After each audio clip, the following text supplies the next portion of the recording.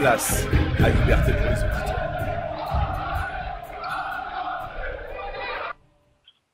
Allez, bonsoir à toutes et à tous, bienvenue dans un nouvel épisode de Liberté pour les auditeurs, tous les mercredis de 20h à 21h30, l'émission de la libre expression, vous en avez l'habitude maintenant, l'émission 100% ultra et bien sûr aussi 100% supporter.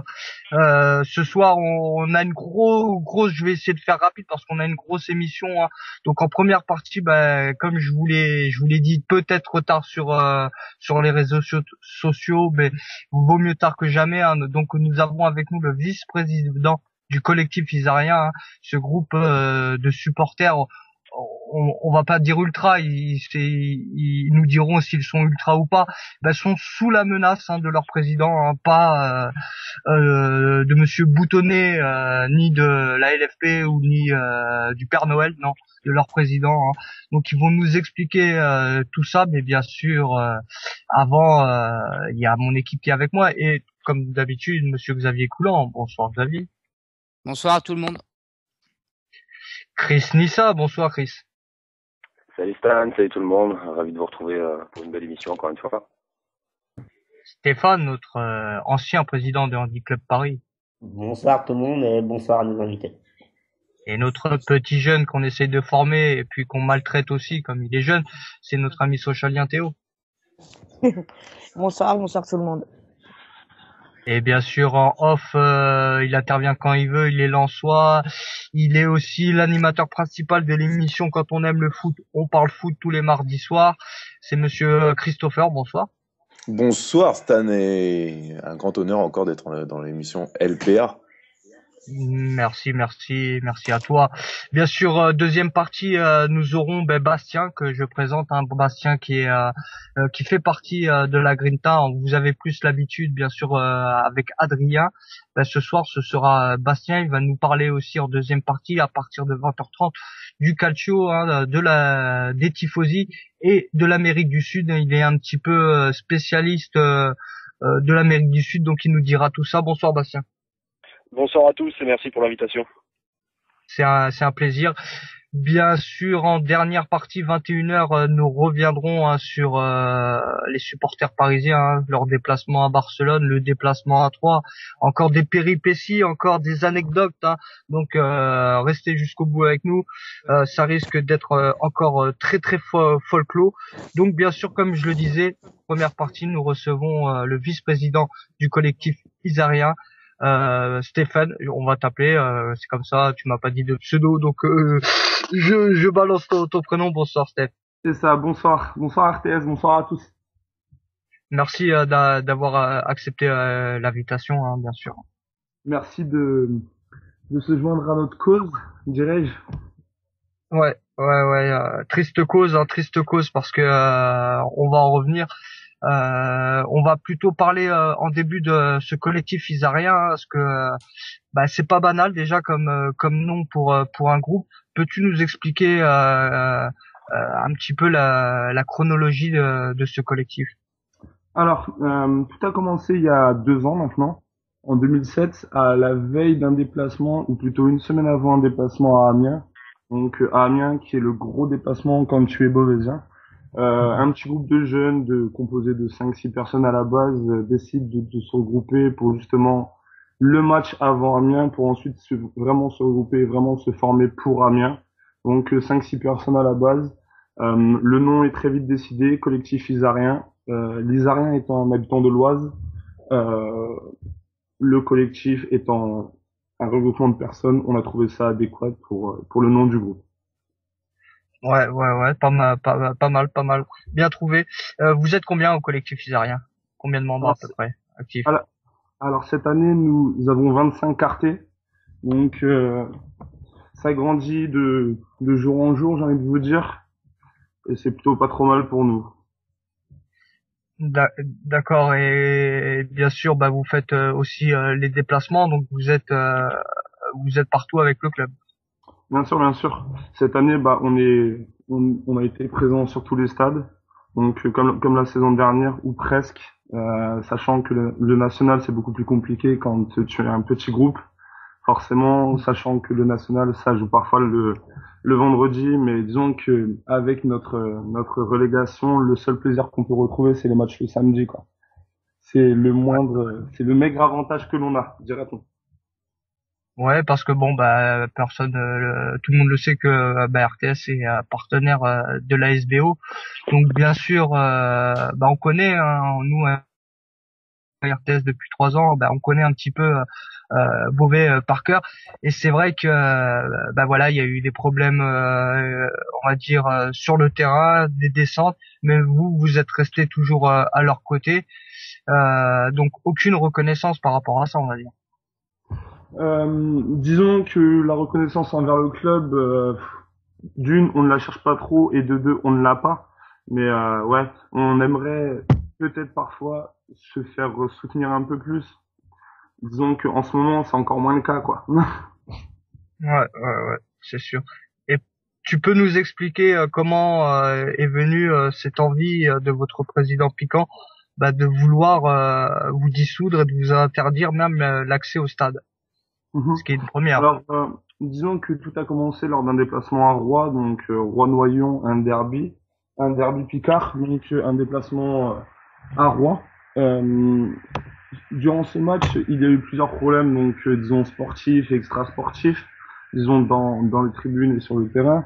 Donc suite à cela, le président a voulu prendre de grands remèdes, dirais-je, en fait, et il a pris de grandes décisions. Il a commencé par vouloir nous interdire de faire les déplacements pour justement les prochains derbys, donc les prochains derbys qui sont Compiègne qui n'a pas encore été joué, qui sont Chambly qui a été joué ce week-end, et donc nous interdire pour cela. Ensuite, ce week-end, il a vu notre présence à Chambly. Peu avant, il était sorti dans la presse parce que notre président est un président médiatique, dirons-nous en ce moment, en disant en gros que s'il trouvait un regroupement de supporters beauvaisiens à Chambly, il prendrait la décision de vouloir dissoudre le groupe de supporters. Alors bien sûr, nous, ça nous a beaucoup plus fait rire que autre chose, parce qu'on sait très bien qu'un président ne peut rien faire pour une IDS, quoi. C'est absolument personne, ça ne s'est jamais vu, et on sait très bien qu'il ne peut pas faire grand chose à part avoir des actes avérés, des actes qui aujourd'hui ne sont pas, aucun rapport n'a été fait à la FFF à notre rencontre, donc on n'a absolument aucune crainte à ce sujet. Disons que ensuite, ce week-end, nous sommes donc partis à Chambly, nous avons croisé ce président qui est très très médiatique dans la presse, mais qui devant les supporters baisse un peu la tête.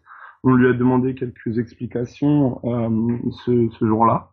Il a préféré baisser la tête et rentrer directement à ce qui sert de vestiaire à Chambly, je vais dire. Ensuite, il est une nouvelle fois sorti dans la presse disant qu'il avait été chahuté, que ça ne lui plaisait pas, que les supporters beauvaisiens ne devaient pas se reconnaître comme ultra, que ça ne lui plaisait pas, que c'était trop revendicatif pour lui. Et donc, il a pris la décision de nous interdire pour le match à domicile suivant, qui se jouera face à Dunkerque ce week-end. Donc, il sait très bien que pour nous, ce match, c'est une grande fête parce que le groupe fête ses 2 ans. Donc, plusieurs préparations en vue, du monde de prévu. Enfin, il sait très bien qu'en gros, nous interdire pour ce match, ce serait très compliqué. Ensuite, il a eu un entretien téléphonique avec notre président qui lui a clairement expliqué les choses, qui lui a dit notre position envers lui. Il a terminé l'entretien un peu fâché, terminant cet entretien justement par un raccrochage au nez, je vais dire. Et donc aujourd'hui, il est sorti donc dans le Courrier Picard, donc le plus gros journal de l'Oise, j'ai envie de vous dire, en disant qu'on était interdit jusqu'à la fin de la saison, de son gré, de son propre gré et seul gré. Son propre chef. C'est ça. Et comment ça se passe? Vous êtes identifié? Comment ça se passe pour que vous interdisent dans votre groupe? Ils ont pris des identités? Ils ont fait quelque chose? Absolument rien. Disons qu'à Beauvais, il y a un groupe que depuis cette saison, nous sommes regroupés en association. Donc justement, à la base, on avait fait cette démarche pour beaucoup plus se rapprocher du club. Au final, c'est peut-être pas ça, mais disons que personne n'a été identifié. Bon, bien sûr, tout le monde se connaît, donc ils connaissent quelques noms, etc. Mais bon, de là, non, aucune identification a été faite.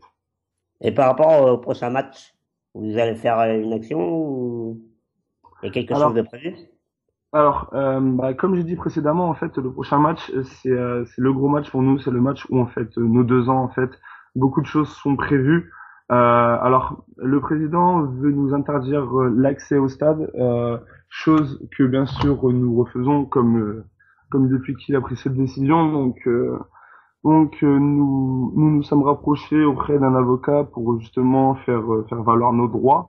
Donc, on va sortir les textes de loi qui justement disent qu'un président ne peut rien faire, etc., etc., etc. Et on va voir comment ça se passera samedi, mais on verra. Très sincèrement, c'est un peu flou. Disons que le président essaie de faire monter la pression autour de son club. Parce que avant, il avait déjà pris cette décision de ne pas nous faire rentrer. Simplement, il était écouté par personne au club. Il n'était pas écouté par son responsable sécu. Il n'était pas écouté par ses stagiaires. Il n'était pas écouté par quelques personnes au club lui-même. Et donc, disons qu'en ce moment, il essaie de faire monter la pression pour justement tout verrouiller afin de ne pas nous faire rentrer. Ouais, moi j'ai une petite question. Une petite question. Je voulais savoir juste moi si le fait que le président décide d'interdire, par exemple pour les matchs qui suivent là, est-ce que il a le droit ou faut que ça soit par exemple la ligue ou quelque chose comme ça, d'interdire quoi de venir? C'est simple. Pour ne pas entrer dans un stade, il faut être interdit de stade. Et ça, un président de club ne peut pas en décider lui-même. Une interdiction de stade, ça peut valoir par exemple pour un fumigène craqué dans un stade, pour de la violence en dehors d'un stade ou proche d'un stade. Or là, aucun fait n'a été avéré, aucun rapport de la FFF ou autre n'a été avéré à notre rencontre, donc il ne peut absolument rien faire. Et au pire, c'est même possible, par exemple, si cette tribune-là, s'il décidait par exemple de fermer la tribune où vous êtes regroupés, de se regrouper, Chris, Nissa, je pense que tu vois de ce que je parlais, de se regrouper, c'est ce qui avait été fait à Nice, de se regrouper ailleurs que de cette tribune-là, mais après quand t'es pas interdit de stade, rien n'empêche. Vous, c'est quasiment que des abonnés dans votre groupe ou vous payez la place match par match? Alors on a pratiquement que des abonnés chez nous. Bon, après ils peuvent bloquer l'abonnement, enfin je sais pas comment ça se passe, mais ça paraît bizarre. L'abonnement, c'est pas comme en Ligue 1. Disons que les places se sont données main à la main, qu'en gros en début de saison on a les places pour toute la saison. Donc non, c'est impossible. Après, la tribune que l'on occupe est une tribune centrale, donc non, ils ne fermeront pas la tribune. Simplement, ils vont essayer de nous identifier à l'entrée, mais il n'y a que comme ça qu'ils peuvent nous interdire entre guillemets. Mais très sincèrement, ça va être très très compliqué de nous interdire de rentrer parce que après c'est la liberté de se déplacer et lui ne peut rien faire tant qu'on n'est pas interdit de stade quoi. On ne peut pas pointer au commissariat, enfin voilà, tu vois. Donc, il va appeler Jean-Claude Blanc et Leonardo, ils vont lui expliquer comment faire. Placement aléatoire, allez hop, cash. Voilà. Un dans les chiottes, un dans la cave, un sur le toit. À la buvette. Sinon, les toilettes. Stan, il y a une question de Vincenzo là sur le chat. Il demande parce qu'il a pas bien suivi exactement ce qui s'est passé à Beauvais pour qu'il ait décidé ça le président parce que peut-être ça n'a peut-être pas été entendu bien au début. Redécrire ce qui s'est vraiment passé. D'accord, ça marche. Alors pour tout remettre dans le contexte, il y a disons 1 mois et demi, on avait un derby à Rouen. Et donc, disons que c'est un derby, donc en terre proche amiénoise, un bon derby pour un mauvais. Donc, on s'est déplacé là-bas, un petit contingent s'est déplacé là-bas. Il y a eu des problèmes sur le terrain et en dehors du terrain. Alors, sachant que sur le terrain, notre équipe a terminé à 9, après une rouste monumentale sur le terrain, on s'est pris 4-1, on n'a pas vu le jour, enfin bref. Et dans la tribune, ça a quelque peu chauffé, disons. Alors, en CFA, bien sûr, il n'y a pas de sécu ni rien. Quelques personnes sont venues nous provoquer. Alors nous, on a été dans la réaction forcément. Donc il y a eu quelques incidents. Suite à cela, le président donc est sorti dans la presse pour justement dire l'image du club a été écornée, c'est pas bon, donc je vais prendre des grandes mesures. Alors, il a pris comme grande mesure, justement, à la base, de nous interdire de déplacement pour les derbies. Et en plus, manque de chance, disons que le président a eu quelques pressions politiques, parce que en ce moment, enfin, à la période où se jouait ce match, c'était la redistribution des subventions de la région. Donc, il a reçu beaucoup d'appels, etc., justement, pour l'image du club, quoi. Et en gros, disons que à ce moment-là, l'image du club sportif et des supporters n'était pas bonne, et donc il fallait qu'il prenne des décisions. Alors sur le terrain, il a écarté quelques joueurs, enfin l'entraîneur a écarté quelques joueurs. Euh, Après, il y a l'entraîneur adjoint aussi qui sur le terrain était parti mettre un coup au vice-président ou à un adjoint de Roi. Et donc, par contre, pour lui, il n'y a eu aucune sanction. Il a été privé de banc pour un match, enfin, un truc totalement ridicule. Donc vraiment, nous, dans cette histoire, à la base, on s'est senti un peu comme lésés. Et disons que on prenait un peu le rôle de, enfin, pour tout le monde, quoi, en gros. Donc, on a fait le dos rond. Il a essayé un peu de faire passer la défaite. Il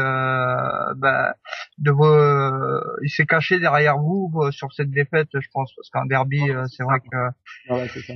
Mais parce que pas défendre ses supporters, parce que tes propres, nous on connaît ça, enfin peut-être moi un peu plus, mais c'est vrai que Francis Borrelli à une certaine époque, tu touchais un cheveu d'un supporter parisien, il pouvait péter un câble.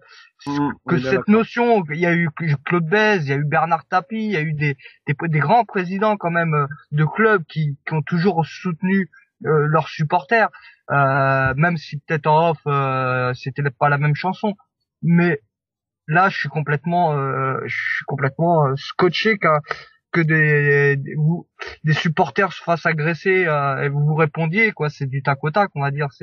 C'est un petit peu le jeu aussi du monde du supporter. Rentre là-dedans pour un petit peu faire passer à l'as la défaite du derby. Moi, je trouve ça scandaleux. Il y a une petite question moi qui me vient à l'esprit, c'est est-ce que vous étiez dans votre groupe ou enfin à Beauvais, est-ce qu'il y avait comment dire un peu vous étiez dans le collimateur, ou c'est vraiment pour qu'il y ait une décision comme ça forte dès le premier coup, est-ce qu'il y a déjà eu d'autres incidents, ou c'est vraiment la première fois? Absolument pas, parce que justement on entretenait de très bonnes relations avec notre club. Enfin, on a toujours de très bonnes relations avec notre club. Simplement, avec le président, ça ne passe plus du tout. Disons que l'on avait de super relations avec le responsable communication, qui malheureusement maintenant n'est plus là. Enfin, vraiment, avec le club, on a toujours eu de bonnes relations. Après, ce président est arrivé mi-décembre en reprenant la tête du club, en disant maintenant, vraiment, mon objectif, c'est la remontée immédiate. Après 12 matchs actuellement, il en est à 4 victoires, 4 nuls, 4 défaites. Sachant que sa première décision était de virer l'entraîneur actuel, qui était actuel, donc pour le remplacer par un autre. Donc du coup, il a sa part de responsabilité sur les résultats. Et actuellement, Beauvais est 7e de ce CFA, n'a plus rien à jouer, autant pour la montée que pour la descente. Donc c'est une triste fin de saison qui attend le club. Après, je pense qu'il fait aussi tout ça justement pour faire oublier son résultat sportif, parce que vraiment sportivement il se passe rien. Et son objectif qui était à la mi-décembre de vraiment remonter immédiatement, il est bien loin actuellement. Oui, et puis l'objectif de la Ligue 2 il y a 2 ans, il est bien loin aussi. Et petit à petit, sans ses supporters, à un moment donné, le club il va finir un petit peu comme Toulon, mais Toulon, lui, il a ses supporters. Donc on est bien d'accord. Sachant qu'avec la descente en CFA, on est passé en termes de spectateurs, alors de 1300 en national à 400, 500 sur ces matchs-là. Disons qu'à Beauvais, il y a une centaine d'abonnés, que dans notre propre groupe, on est une vingtaine d'abonnés. Donc on représente assez bien le côté public beauvaisien, quoi. Moi j'ai une question. Dans votre collectif, vous avez vous avez des bons contacts avec tout ce qui est sécurité du stade, les gens comme ça, les stadiers qui vont font entrer ou ils sont rentrés dans la politique du président? Alors, disons que à Beauvais, on a un responsable sécurité avec qui on a de très très bonnes relations. Donc, on a souvent des contacts pour les gros matchs, pour ce qui se prépare ou autre. Avec les stadiers, pareil, de très très bons contacts, sachant que eux sont bénévoles, donc qu'ils ne sont pas trop, enfin, qu'ils ne sont pas salariés du club, mais disons qu'ils font leur boulot. On entretient de bonnes relations et avec le responsable sécurité et avec le stadier, ça, il n'y a pas de souci. Vraiment. Mais tu crois que Oui. Mais tu crois que le jour du match là, samedi prochain, le jour de vos 2 ans, tu crois que eux, ils arriveront à faire une entorse pour vous faire passer ou eux, enfin, ils vont faire ce que le président a dit ou quelque chose comme ça? Très sincèrement, je ne pense pas que les stadiers s'opposeront à nous parce que non, enfin non, je pense pas. Après, c'est avec comment dire, c'est avec le responsable sécurité. On a déjà eu plusieurs entretiens. Lui-même nous a dit qu'il ne pouvait pas nous interdire, mais c'est lui-même qui nous a dit que justement le président Piquant essayait de monter la pression autour de ce match. Mais on devrait pouvoir réussir à rentrer sans trop de soucis, quoi. Après, j'imagine aussi ça va être une ambiance un petit peu familiale, quoi. Il doit pas non plus y avoir full au stade, les stadiers, il doit pas y en avoir non plus 150. Exact. Je pense que ça va être une ambiance un petit peu familiale. Je pense qu'il doit y avoir quand même, voilà, un bon contact avec eux, quoi. Oui, on en connaît pas mal. Enfin, voilà, il y a toujours eu de très bons contacts. Je pense qu'il n'y a pas de souci là-dessus. Le petit souci, c'est que moins t'as de monde et juste en même temps, tu t'es plus reconnaissable aussi. C'est ça. Ça aussi. Exact. Ouais, clairement, mais t'as raison, Xavier. En fait. Exact. Alors, et puis après comment la sécurité, à mon avis, on peut dire ce qu'on veut, mais nous on serait salariés du club, t'es un peu obligé de suivre l'ordre de ton président. C'est peut-être ça, Ça le petit problème. Ouais. C'est ça. Mais surtout qu'il y en a plus il y en a plus beaucoup des salariés au club maintenant. Ouais, il y en a plus beaucoup. Ouais. Il y en a plus beaucoup. Ils arrivent quand même à trouver des gens bénévolement, comme ça, qui viennent pour être stadier, quoi. Ça se fait encore, ça, bénévolement. Et ouais, c'est beau. C'est beau, bénévolat, c'est pour ça. Toi, t'es pas optimiste, toi, Stéphane? T'es pas optimiste, toi, ou tu penses que ça va se calmer, et puis bon, voilà, que c'était peut-être un coup comme ça, et puis qu'il va se calmer, ou t'es pessimiste ou optimiste? De toute façon, il est clair que pour nous, on n'est pas en faute. On n'a rien fait de mal. Les préjudices qu'on a pu causer, on en a accepté les conséquences. Ensuite, maintenant, on n'a rien fait. Justement, lors du dernier déplacement à Chambly, je pense que le président attendait quelques débordements justement pour nous interdire encore plus et pour justement agir auprès du préfet pour annuler notre anniversaire. Après, on en a parlé avec quelques stadiers beauvais qui étaient présents sur le lieu, enfin, à Chambly, et justement, ils disaient que si incident il y aurait eu, ils auraient annulé nos 2 ans. Après, pour répondre à ta question, pessimiste ou optimiste, moi franchement, je suis plutôt optimiste. Le président a l'air déterminé, mais nous, on l'est 2 fois plus, sachant qu'on n'a vraiment rien à se reprocher. On a pris contact avec un avocat qui nous a fait part de nos droits. Si vraiment notre président continue dans cette optique, nous on ira jusque plus loin, vu que lui pousse déjà le bouchon un peu loin. S'il faut, on ira plus loin, quoi. Et les conséquences, ce sera lui qui les assumera. Nous, dans l'histoire, à part supporter notre club, on n'a rien fait. Moi, je trouve ça quand même bizarre quand même pour un président de club, quoi. Vous êtes à un petit niveau, on a besoin de ses supporters et tout. Le président, il va à l'encontre de tout ça. Je veux dire, je comprends pas vraiment sa politique. Dans tous les cas, quand t'avais un club comme Nice, Paris, Saint-Etienne, enfin avec des clubs chauds, des publics chauds en Ligue 1, bon, tu comprends, mais là, voilà, à votre niveau, regarde, c'est intéressant d'avoir du supporter. T'as bien des présidents qui ont fait couler Strasbourg, t'en as qui ont essayé avec Nantes, t'as plein de gens qui connaissent rien au football et à ses valeurs, mais voilà, ils se retrouvent là par hasard, ils ont du pognon, et voilà, c'est le capitalisme, hein, c'est notre société. Hein. Maintenant, le football, c'est comme ça qu'on l'identifie. Question, est-ce que vous vous considérez comme un groupe ultra ou pas? Alors, plusieurs personnes chez nous ont la mentalité. Après, quand tu as un petit club, forcément, il n'a pas que des ultras entre guillemets. Tu as un peu toutes les classes de personnes. Donc oui, certains sont ultras. On fonctionne comme un groupe ultra et on marche comme ça, quoi. Mais disons que l'union sacrée, disons qu'il y a plusieurs types de personnes chez nous et que le groupe, oui, se considère comme ultra et fonctionne comme ultra. Il a la mentalité ultra déjà, c'est déjà ça. Steph, t'avais une Oui. question. Oui, vous avez d'autres contacts avec d'autres groupes ultra? On a quelques contacts, ouais, mais aucune amitié officielle, dirons-nous. Tout comme les inimitiés. C'est déjà ça. Et en inimitié, vous avez qui alors? Si. Ah, Personne.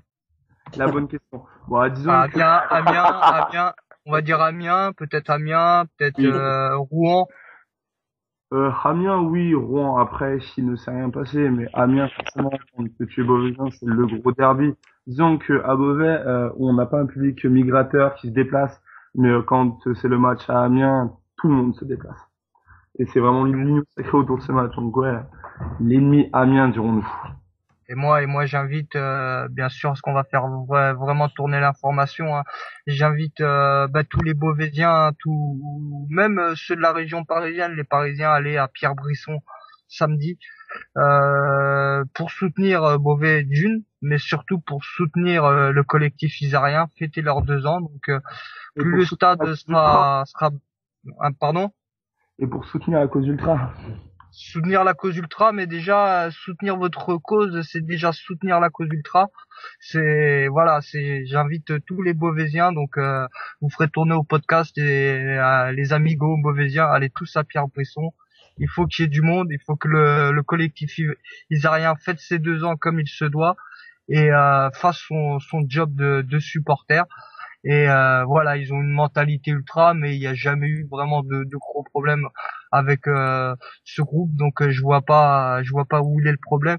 Et je pense que Piquant, qui s'enlève un petit peu l'épine de son huc, comme on dit, et s'il veut sauver le club, ça commence déjà par les supporters, ça commence par une ferveur, par une passion. Et c'est l'effet boule de neige après. Donc à bon entendeur, salut. Donc moi dernière sinon, Stan, question. moi aussi j'avais juste une dernière avant de finir avec Stéphane, c'était savoir justement avec la publication du communiqué, est-ce qu'il y a eu des réactions de supporters ou d'autres personnes ou c'est quelque chose qui intéresse pas les gens? Alors disons que nous gérons également un site qui est ASBO Fan, donc pareil qui parle de l'actualité de l'équipe. Et hier on a lancé un sondage justement pour savoir si notre opinion envers le président Piquant était seulement la nôtre et voire en fait plus largement. Donc en gros la question était Alain Piquant est-il le président de la situation? À l'heure actuelle, il y a une 60aine de votes. 2 ont répondu oui. 3 ont répondu ne se prononce pas. Le reste a répondu non. Donc, ce qui nous fait plaisir parce que plus largement, ça veut dire que le public beauvaisien n'est pas derrière son président. Aujourd'hui également, on a vu à travers un réseau social une question posée justement sur notre interdiction. Et plusieurs personnes extérieures que nous ne connaissons absolument pas, qui vont au stade, se posaient également contre Piquant, réclamaient également sa démission, plaidaient un peu notre cause. Et franchement, ça fait bien plaisir. Donc notre voix, dirons-nous, est celle du public beauvaisien plus large. Donc ça fait plaisir. C'est clair, et on relaiera tout ça sur nos réseaux sociaux aussi. Donc nous, on lâchera pas l'affaire. Hein, donc on fera tourner les infos sur aussi sur les médias qu'on connaît, hein, le peu de médias qu'on connaît, on en connaît, donc on essaiera de faire tourner l'affaire, on lâchera pas l'affaire. Moi je te souhaite Steph, que toi et tout le collectif vous puissiez fêter vos 2 ans à la cool et si possible avec une victoire. Et bien sûr, tu reviens quand tu veux à l'émission, t'es comme chez toi, donc le moindre truc, bah t'es de retour, y a pas de souci. Ok, bah y a pas de souci. Bon, en tout cas, merci à vous de se joindre à notre cause et à bientôt dans ce cas-là. Allez, à bientôt, Steph, bien sûr, y a pas de Allez, souci. bonne soirée, bonne émission. Merci, Steph. Ciao, ciao. Salut. Donc voilà les amis, hein, je répète hein, pour les amigos auditeurs, hein, faites tourner l'info. Hein. Il faut, ça commence par ça aussi, la cause ultra des Niçois, des Parisiens, des Marseillais. Ça commence aussi par le football amateur, hein, notre football à nous. Hein. Donc il faut soutenir cette cause au maximum, la faire relayer bien sûr. Et il faut que Pierre Brisson samedi résonne hein, pour montrer que les Beauvaisiens sont solidaires, surtout avec leur équipe et avec voilà leurs supporters. Mes amis, bonne première partie. On espère que ça se finira bien, qu'on aura Stéphane, mais juste pour parler de la pluie et du beau temps. Revenons à nos moutons, les amis. Non, j'aime pas trop cette expression. Bastien, comment vas-tu? Ça va très bien et vous? Ça va. Donc tu reviens de ton petit périple italien, on l'a vu hein, sur les articles de la Grinta, hein, des derbies, des matchs de feu. Ta petite première impression sur le calcio par rapport au football français? Ouais, c'est tout à fait ça. On a vu des matchs assez chauds et c'était bien sympa. La première impression sportivement sur le calcio. La Serie A elle est un peu en déclin ces derniers temps, mais ça reste toujours un championnat très très intéressant avec de très grandes équipes et surtout de très grosses ambiances. Et tu peux rappeler vite fait, enfin si c'est pas un piège, hein, mais les matchs que t'as fait là récemment sur ton petit déplacement. Ouais, bien sûr. Dans l'ordre chronologique. Hein. Ok. Donc on a commencé donc le premier week-end par un Inter-Juve. Ouais, ensuite, on a filé le soir même sur Torino-Napoli. Donc après le dimanche, il n'y avait pas de match, de prévu, donc on a dû attendre samedi d'après pour aller sur Livourne, voir Livourne-Ascoli. Ensuite, on a fait le lendemain de Livourne, on a fait le Fiorentina-Milan. Le lundi, le derby de Rome, donc entre la AS Rome et la Lazio. Et le week-end d'après, le samedi soir, l'Atalanta contre la Fiorentina. Ouais, t'as fait des sacrés matchs, hein. Ouais, on a vu des sacrés matchs et surtout, comme j'ai dit, hein, des très grosses ambiances. Donc bon, le top, hein, c'était vraiment le derby de Rome qui a été bien agité en dehors aussi avant. Donc non, franchement, c'était très sympa. Et par rapport à la France, on dit que les tifosi ils ont la mentalité ultra, c'est un petit peu nos mentors. Est-ce que et certains d'autres disent aussi que c'est en déclin. Toi, tu en penses quoi des tifosi et des ultras moi, honnêtement, j'en pense que ils ont quand même gagné leur combat par rapport à la répression qu'il y avait. Hein. Donc effectivement, il y a plus de groupes qui ont des consonances officielles actuellement. Hein. Tu vois plus trop de bâches, les mégas ont disparu des tribunes, etc. Mais les tifosi restent là. Et qu'ils soient Tesserati ou pas, ils sont encore dans les courves, et honnêtement, ça reste du très bon l'Italie. Et sur tous les stades que tu as fait là de ton petit séjour, c'est bon, t'as dit que le match qui était le plus chaud c'était le derby de Rome, mais ouais, le derby de Rome, ouais. Est-ce qu'il y a vraiment un groupe de supporters, une tribune qui t'ont marqué sur les matchs que tu as fait là? Ouais, l'Atalanta. L'Atalanta, je connaissais déjà, hein, donc j'y suis déjà allé auparavant. Mais honnêtement, la courbe nord de l'Atalanta, elle m'impressionne à chaque fois. Hein. C'est vraiment une très grosse ambiance, une ville qui vit vraiment que pour le club. Quand vous voyez que c'est une petite ville en Lombardie qui est entourée de Milan, qui est entourée de l'Inter, ce qu'ils ont réussi à faire donc à Bergame, c'est assez exceptionnel. De vraiment faire vivre la ville pour le club et d'avoir une courva aussi impressionnante et un groupe aussi impressionnant que ça. Et au niveau Lazio de Rome, est-ce que c'est vraiment aussi fou qu'on le dit ou c'est beaucoup de clichés? Non, la Lazio, moi, m'a impressionné en tribune. Hein, ils m'ont vraiment impressionné. Hein. La Courba Nord, sur ce match-là, ont été largement au-dessus de la Courba Sud de la AS Roma. Honnêtement, ils m'ont vraiment impressionné. Très grosse ambiance de leur part. J'ai une question sur le chat de Thiago qui demande, Thiago qu'on recevra tout à l'heure, à 21h. Est-ce que tu as été voir Naples ou Palerme tout à l'heure? T'as dit, mais j'ai pas le souvenir que tu l'as dit. T'as été les voir là-bas? Alors j'ai vu le Napoli, mais à l'extérieur, au Torino. À l'extérieur, ouais. Au Torino, il y avait quand même un parquage qui était plein, hein, donc entre 1000 et 1500 personnes. C'était correct, hein, c'était correct. Après, non, je les ai pas vus à domicile. Et au niveau de la sécurité, enfin pas de la sécurité, de la répression dans les stades, tu sens que c'est un peu comme en France où, comme tu dis, les ultras ils ont un peu gagné le combat et qu'il y a un peu de laxisme entre guillemets. Honnêtement, je trouve qu'ils ont gagné le combat, hein, et que on a été faire un match en Courba, hein, c'était dans la Courba Nord de Livourne. Honnêtement, la fouille a pas été poussée du tout, pas beaucoup de carabinieri autour du stade, aucune provocation. Donc il y a qu'un truc qui change, hein, c'est que les groupes ils peuvent plus rentrer leur mégaphone comme ils pouvaient le faire avant. Donc dans toutes les courbes, les champs sont pratiquement lancés à la boîte. Mais honnêtement, non, j'ai pas ressenti de provocation, de climat de tension en allant en Courba Nord comme on peut le ressentir actuellement en France. Et t'en as pensé quoi un petit peu des parquages italiens? Parce que moi je me rappelle toujours, j'étais voir un Torino-Bologne avec le Torino bien sûr, et il a un parquage, je crois qu'il y avait 7000 mecs de Bologne qui avaient débarqué, ils avaient fait un carnage. C'est vrai qu'on a tendance à l'oublier, mais en Italie les parquages sont souvent bien garnis. T'en as pensé quoi toi à chaque fois de cette ambiance par les supporters en déplacement? Tout à fait d'accord, hein, tout à fait d'accord. Dès que tu vas à San Siro, il y avait 6000 Juventini qui étaient présents. Donc ensuite au Torino, pareil, 1500 Napolitains qui étaient présents. Honnêtement, il y a une culture football énorme en Italie. Les gens font les déplacements et les parquages sont en général assez bien garnis et ils assurent une grosse ambiance. Hein.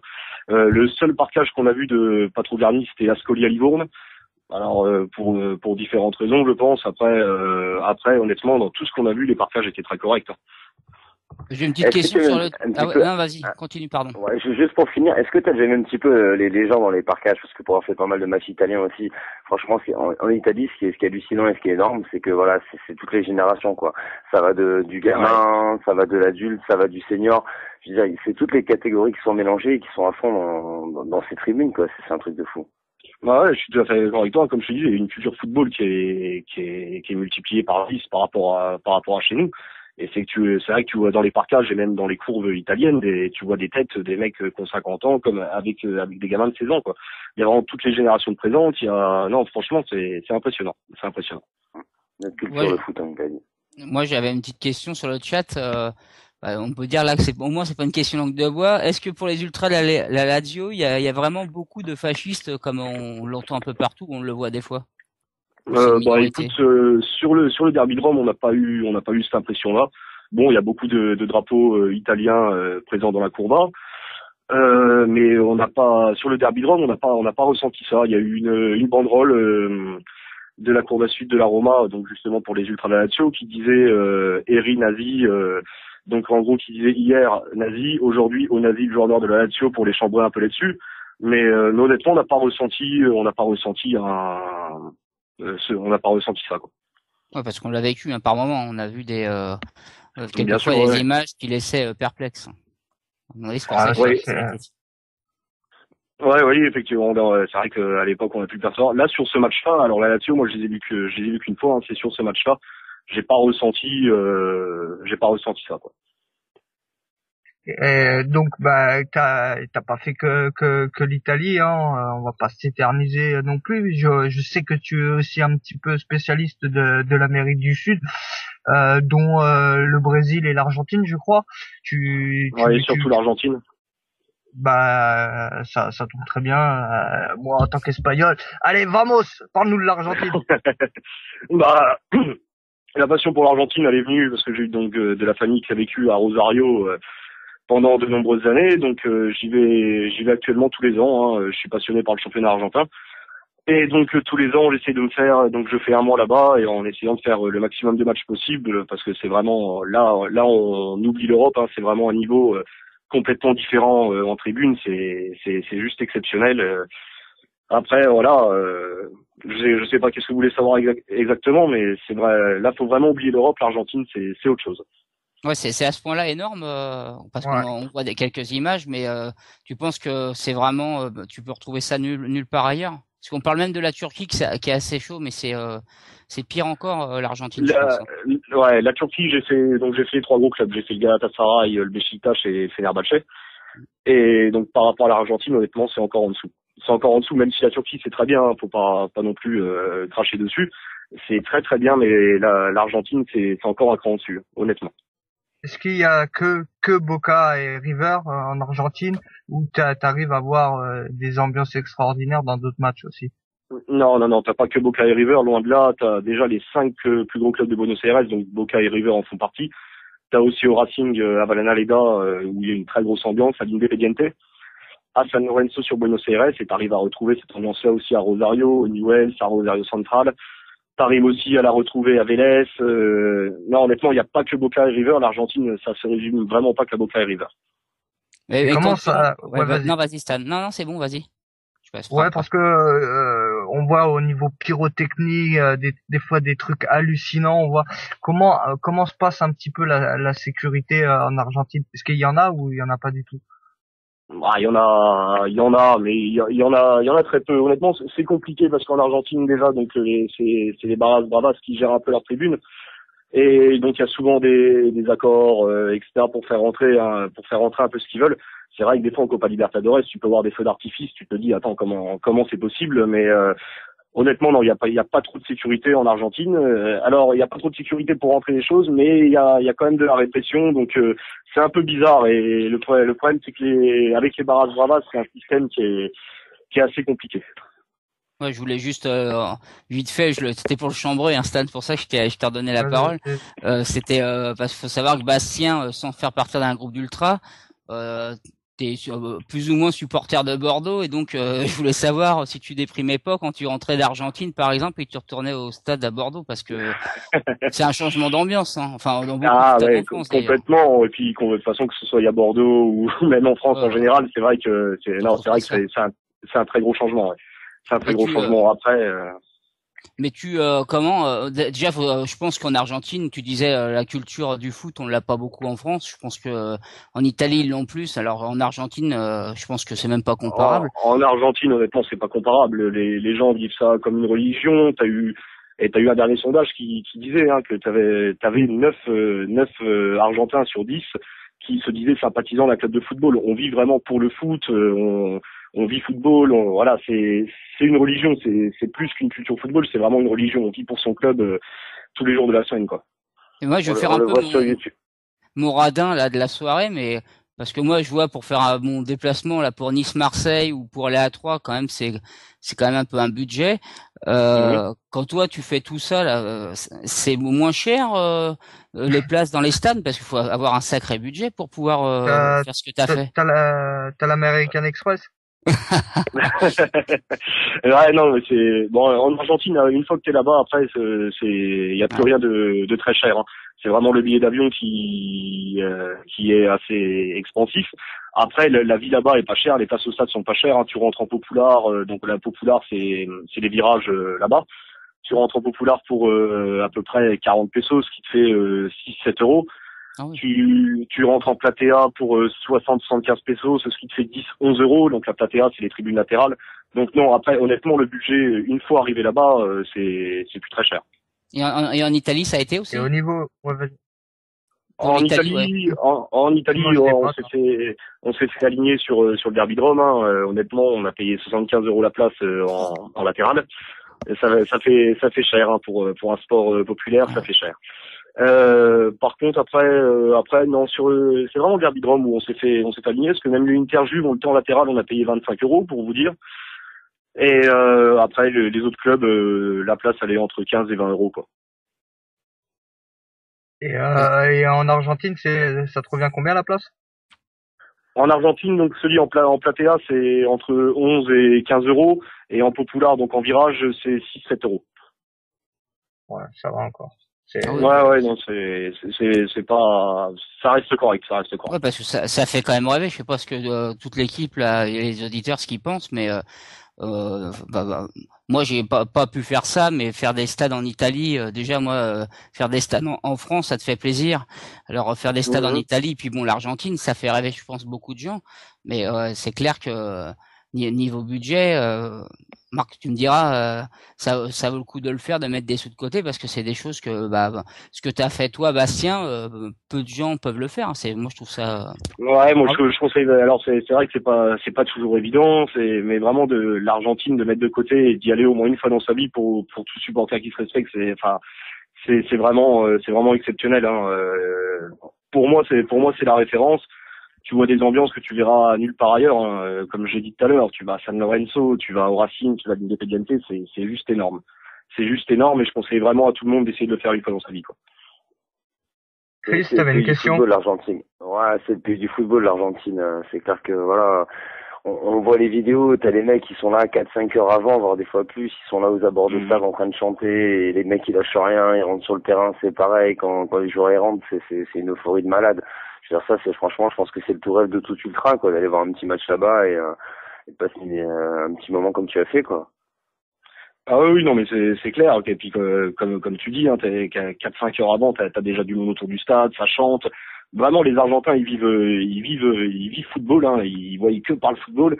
Et quand le jour du match, pour eux, c'est quelque chose d'exceptionnel. Et voilà, tu vis des ambiances que, enfin, c'est vraiment indescriptible. C'est vraiment indescriptible, hein, honnêtement. Clair. Ça me fait penser à Maradona aussi. Maradona, tu te rappelles Maradona dans la tribune qui est en train de danser pour l'équipe, il était pas encore entraîneur, mais il est dans la tribune avec le maillot. River, c'est ce que j'allais dire, ils ont de la chance, ils ont Dieu et Messi, et le Messi, les Argentins. Et maintenant, ils ont le pape. Et ils ont le pape maintenant. Donc, je comprends que ce soit une religion. C'est vrai que ça doit être beau à voir les papelitos et tout. C'est vrai que c'est un truc à faire pour tout ultra qui se respecte. Hein. Bien sûr, au niveau violence là-bas, ça se passe comment? Parce que l'Argentine, c'est pas. Ouais, ça c'est un sujet. Ouais, c'est un sujet un peu plus délicat. Au niveau violence, bon, il y a malheureusement il y a souvent des morts. Hein. Là en ce moment, surtout en ce moment, ça cartonne pour pratiquement un par week-end. Et souvent même pas sur des affrontements entre supporters adverses. C'est souvent des fois aussi entre eux, parce que comme je disais tout à l'heure, les Barras Bravas donc possèdent le contrôle des tribunes et donc le contrôle de l'argent, car il faut savoir que les Barras ils sont souvent payés par le club pour organiser tel ou tel événement. Et le contrôle de l'argent, des fois, leur fait perdre la raison. Et c'est vrai, là, à Tigre, t'as eu encore un mort entre eux. L'année dernière, les deux leaders qui se disputaient, pour Boca, qui se disputaient la tête de la Barras Bravas, se sont tirés dessus sur un déplacement à Rosario, il me semble. Enfin, non, franchement, par contre, au niveau violence, c'est très chaud. C'est très chaud. Malheureusement, c'est ces excès-là qui peuvent faire mal, quoi. C'est ça le souci. Hein. Sur le chat, il y a Barbu qui chambre un peu, qui dit et au Qatar, ça donne quoi l'ambiance? Bon, il y a un Barbu que j'ai pas été. Il y a Omasbo. À mon avis, c'est qu'il y a un supporter de ASBO, c'est plus Oma et ASBO, un truc comme ça.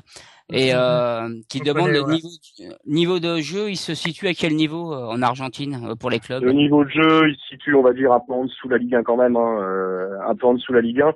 Par rapport à l'Amérique du Sud, il est bien en dessous du niveau de jeu brésilien, parce que maintenant, économiquement, les clubs brésiliens, ils arrivent à garder leurs joueurs, ils ont un peu plus de sous, donc ils arrivent plus longtemps à garder leurs joueurs et surtout à faire revenir de très bons joueurs d'Europe, parce que là, les Argentins n'arrivent pas à faire, sauf en fin de carrière où tu as souvent le grand joueur qui a fait une belle carrière qui revient dans son club formateur ou son club de cœur pour finir. Mais ouais, le niveau de jeu, je le situerai un peu en dessous de la France, et au niveau de l'Amérique du Sud, ils sont deuxième derrière le Brésil. Il y a Juju PSG sur le chat qui fait flipper, il dit c'est où qu'ils avaient jeté les stewards des tribunes. Ouais, donc ça s'est passé au dernier River Boca, donc au dernier Super Classico. Bon, les stewards, alors je dis pas qu'il fallait les jeter au-dessus des tribunes, mais ils n'ont pas été très malins non plus. Ils ont explosé de joie sur le but de River Plate alors qu'ils ont cadré le parquage de Boca Juniors. Vous voyez un peu ce que ça peut donner derrière, quoi. Oh là là là là. Et ils sont morts ou Non, apparemment, donc il y en avait un qui était entre la vie et la mort, et apparemment il n'y a pas eu de mort sur ces incidents-là. Parce que c'est vrai que là, ça peut faire flipper quand même. Hein. Voilà, on en rigole tout ça, ou de l'ambiance, on dit que ça fait rêver, mais c'est vrai qu'il faut se dire que c'est tellement plein de ferveur que ça va déborder à des moments, et c'est ça qu'il faut qu'ils fassent. Voilà, et puis les Argentins vivent pour ça. Hein. C'est ça qu'il faut comprendre. Leur club, c'est toute leur vie. Quand tu vois San Lorenzo, donc c'est un quartier de Buenos Aires super populaire. Ils vivent dans des vichas, donc les vichas c'est les favelas en Argentine. Les mecs, c'est la seule façon d'exister pour eux. C'est ça, c'est le football le samedi, faire voir qu'ils existent, faire voir que leur club peut ils vivent vraiment pour ça, et des fois oui, ça peut amener des excès de violence comme cela. Quel est le pays que tu aimerais faire et que tu n'as pas encore fait? Au niveau football, j'aimerais bien un peu aller à l'est, faire la Serbie, la Croatie. Je connais pas du tout le football à l'est, et ça m'intéresse. On m'a dit qu'il y avait de très belles ambiances, notamment au Partizan, à l'Étoile Rouge, à l'Hajduk Split, au Dynamo de Zagreb. Ça, je connais pas, et pourquoi pas le faire. Et les Grecs, ça tente pas, les Grecs, un peu? Les Grecs, ouais, pourquoi pas aussi, mais pour l'instant, pour l'instant, de toute façon, là, je retourne encore en Argentine en août, hein. De toute façon, vous pourrez suivre ça sur la Grinta. Avec tu déclares ton patrimoine, toi, fais attention. Hein. Comment? Va falloir déclarer ton patrimoine, hein, parce que bientôt. Hein. Non, mais là, donc je retourne en août en Argentine, donc pour l'instant, c'est pas d'actualité. Mais... Bon, en Argentine, de toute façon, vous pourrez suivre ça sur la Grinta avec la nouvelle rubrique On Tour là qu'on a fait. On va vous raconter ça, hein, comme on l'a fait pour l'Italie. Et c'est toi qui fais aussi pour en venir à la Grinta, là, t'as fait le On Tour pour parler des matchs où t'étais, et tu fais aussi Ils se détestent, c'est ça? C'est toi qui gères ça? Voilà, ouais. Donc c'est une idée qu'on a eue avec Adrien en se rencontrant. Donc on a fait ça pour présenter des derbys, des classicos assez chauds, mais un peu moins connus quoi. On n'est pas là pour présenter des Real Barça, des City United. On connaît, les médias en ont déjà fait beaucoup. Nous, ce qu'on veut présenter, c'est un autre football, des derbys moins connus, mais tout aussi chauds, comme on l'a fait pour Hellas Vérone Livourne, comme on l'a fait pour le Chivas Guadalajara contre l'América de Mexico, comme on l'a fait pour Bayern Nuremberg. On parle souvent du Bayern Schalke, du Schalke Dortmund, etc. Mais on voulait aussi faire connaître la rivalité entre le Bayern et Nuremberg. En fait, on veut présenter des derbys et des classicos moins connus aux yeux du grand public, mais qui sont tout aussi intéressants au niveau des tribunes et au niveau du football d'ailleurs. Et fais attention, il y a Adrien qui t'écoute sur le chat. Hein. Vas-y Théo. D'accord, donc si le chat écoute, je fais attention. Moi justement sur l'Allemagne, sur ce que tu viens de dire, j'avais une question. Est-ce que t'es déjà allé en Allemagne voir des matchs, des classicos à Dortmund, au Bayern, enfin avec les ambiances qu'il doit y avoir là-bas? Non, honnêtement, jamais. J'ai jamais fait un stade allemand, donc là, je pourrais pas te dire grand-chose là-dessus. Et c'est un truc que t'aimerais faire ou pas du tout, l'Allemagne? Si, l'Allemagne, c'est intéressant aussi, mais après, le problème, c'est qu'il y a tellement de choses qu'on aimerait faire, la Grèce, la Serbie, la Croatie, voilà, après, faut faire des choix, malheureusement, c'est comme ça. Ouais, mais je pense qu'en Allemagne, le seul truc qu'il faut faire, je pense que c'est le mur à Dortmund. Il y a le mur de Dortmund, il y a Munich, ça reste quand même intéressant, surtout en déplacement. Après San Paoli aussi, on en a parlé. L'Allemagne honnêtement je connais pas trop, donc je pourrais pas vous répondre trop sur ce sujet. Et l'Espagne, ça t'a pas tenté? Si, l'Espagne j'ai déjà fait Bilbao, Osasuna, le Real Madrid, Santander et le Rayo Vallecano. C'est pas mal. Et t'en penses quoi de l'ambiance, t'en penses quoi de l'ambiance espagnole? Parce que généralement, je trouve, je sais pas, d'après ce que je vois, d'après ce que je regarde un petit peu, c'est pas franchement terrible, quoi. Je préfère limite l'ambiance française que quelquefois, l'espagnol, quoi. Oui, clairement. Hein. En France, l'ambiance française est meilleure. En Espagne, il y a vraiment pas grand chose. On a fait tout un pataquès sur Bilbao lors de l'aventure en Coupe d'Europe l'année dernière. C'est vrai que pour les gros matchs, San Mamés, ça peut être très sympa. Et moi, j'ai été voir un Athletic Bilbao contre Saragosse en championnat. Honnêtement, c'était pas la folie. L'ambiance que j'ai préférée en Espagne, ça reste le Rayo Vallecano, qui était vraiment sympa avec un groupe ultra assez bon, hein, les Bucaneros. Le Rayo Vallecano, ça reste un bon souvenir. Osasuna aussi, ça restait sympa. Après, Santander, Bilbao, bon, le Real Madrid, j'en parle même pas. Séville, non, même pas un peu. Séville, j'ai pas fait. Séville, j'ai pas fait. Ah, tu as pas fait, ok, d'accord. Non. Mais honnêtement, l'ambiance que j'ai vue la plus sympa en Espagne, pour l'instant, c'est le Rayo Vallecano. On m'a dit que les deux clubs de Séville, ça restait sympa, et l'Atlético Madrid aussi. À voir. Mais l'Espagne, en plus, les places sont assez chères pour aller en Espagne. C'est entre 35 et 40 euros pour rentrer au stade. Ah ouais, quand même. Pour voir ce que tu vois, moi je conseille aux gens de zapper l'Espagne et de partir sur l'Italie ou ailleurs, quoi. Mais tu sais, c'est comme l'Angleterre, hein, tout le monde fantasme sur l'Angleterre, mais si tu regardes, il y a pas une super ambiance. Et j'ai même entendu l'autre fois, il disait sur RMC pour un match de Manchester, je sais plus c'est lequel, c'était un gros match qu'ils avaient fait venir quelqu'un pour l'acoustique. Vraiment l'ambiance en Angleterre.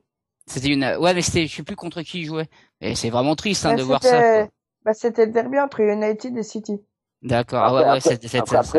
Après, ce qu'il faut voir aussi, c'est que voilà, dans le modèle ultra, tu as deux modèles. Tu as le modèle anglais, avec leur chant qu'on connaît, et le modèle plutôt italien. Et franchement, le modèle anglais, je trouve ça un peu mou, quoi. Bon, ok, c'est super beau quand on entend Liverpool, You Never Walk Alone, et c'est pour entendre les gars que de Chelsea, de Manchester. Généralement, les chants, ça devient un petit peu monotone, quoi. Enfin, perso, moi, c'est mon avis, quoi. Non, ce qu'il y a, c'est par période. Ouais, ça vient par période. C'est fort, mais ça vient par période. Alors que. Ouais, et puis honnêtement. C'est tout le match, quoi. Honnêtement, j'ai déjà fait l'Angleterre aussi, donc j'ai été voir Millwall, West Ham, Manchester United et Chelsea. C'est très irrégulier. Alors dès que ça chante, dès que tout le monde chante, c'est vrai que c'est sympa, mais c'est très très rare dans le match. C'est très irrégulier. En Angleterre, je me souviens, Chelsea, tu te lèves du siège, il y a tout de suite un stadier qui vient te rasseoir.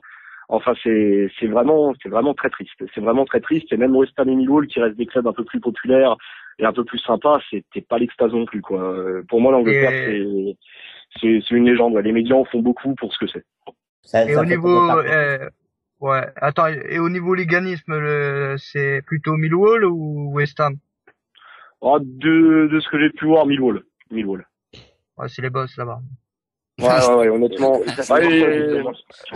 là, ils l'ont fait voir un peu contre Wigan en demi-finale de Coupe d'Angleterre. Ça a chauffé un peu, mais non, honnêtement, ouais, Millwall, West Ham, il y avait pas, l'ambiance n'était pas top, à part sur leur fameux chant là, je sais même plus comment ça se dit en anglais, sur les bulles là.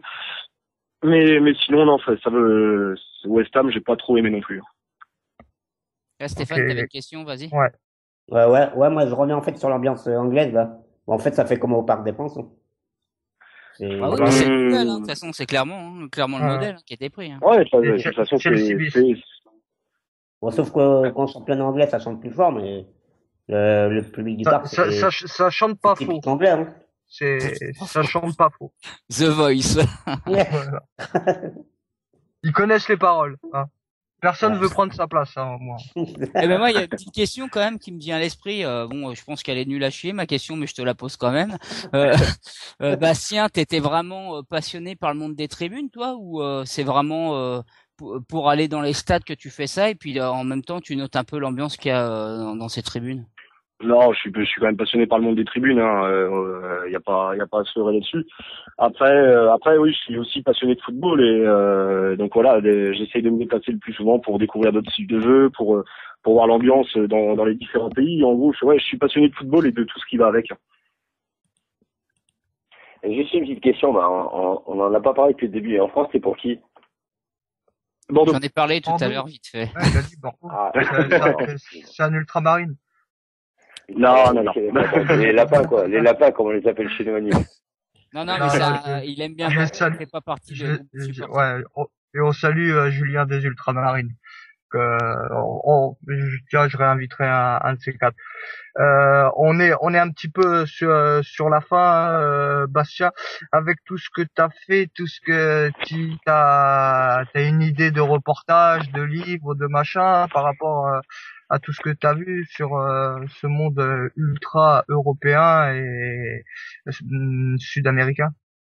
Ouais, bon, en fait, de toute façon, ce qu'on veut faire, donc c'est pour ça qu'Adrien m'a contacté aussi sur la Grinta. On veut vraiment essayer de faire partager ça un maximum, de raconter nos expériences dans les stades, de présenter des derbys, des classicos un peu moins connus, je le répète, mais que ce que les médias parlent actuellement.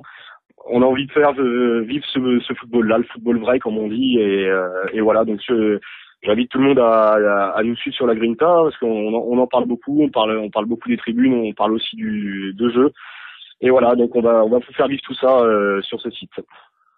Et bientôt un petit article sur Sylvain Labute-Payade à sortir. Je ne vous dis rien du tout, j'ai rien dit.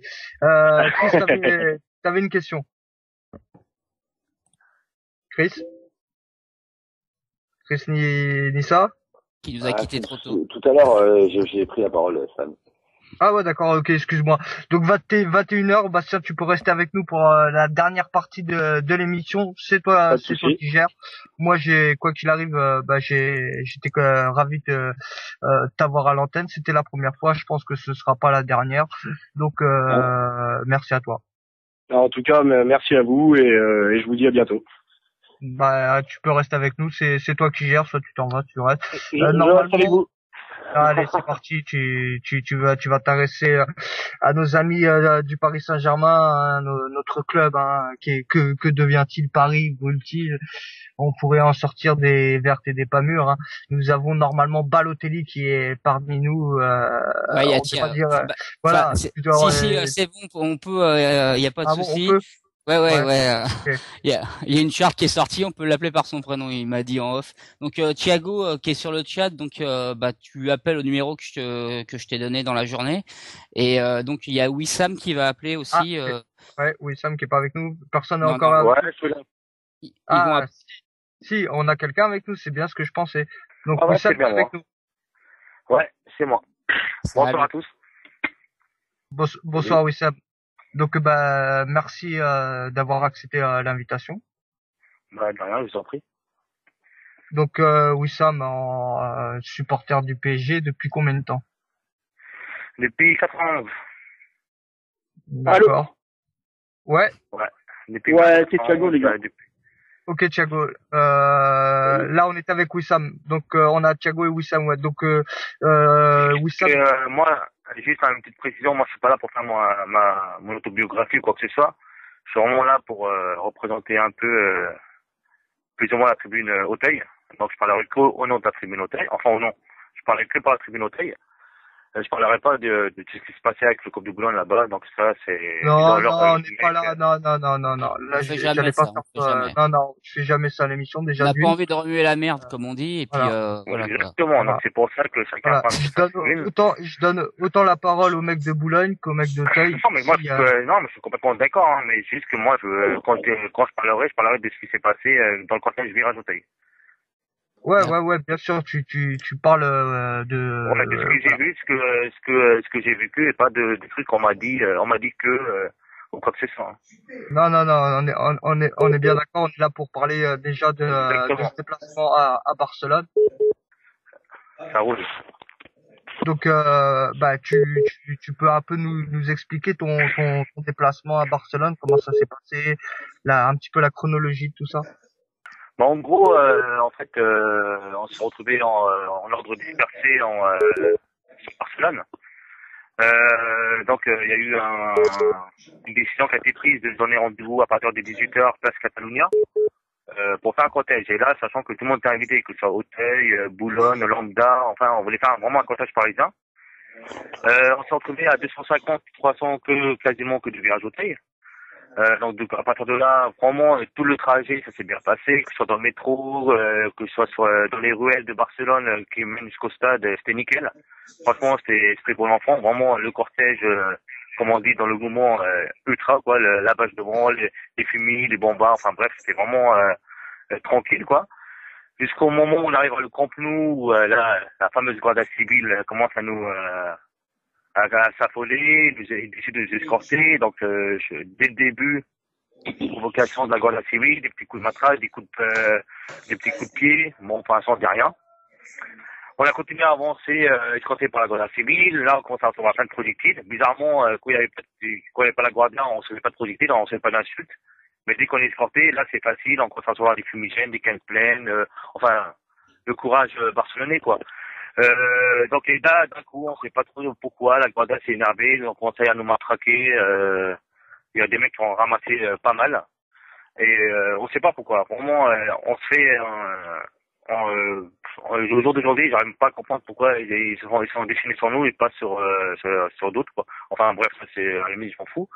On arrive vers le parquage, évidemment, accès refusé pour les mecs qui ont des billets ou les mecs qui n'ont pas de billets. Le fameux préfet. Et qui c'est qui vous dit ça? Qui c'est qui vous dit ça? C'est les flics qui vous disent accès refusé, vous rentrez pas? C'est la direction du PSG, donc le fameux Jean-Philippe Dalibilier, qui bien sûr n'a pas le courage de se présenter devant nous, hein, qui a envoyé ses sbires un peu, hein, il n'a pas le courage de se montrer devant nous.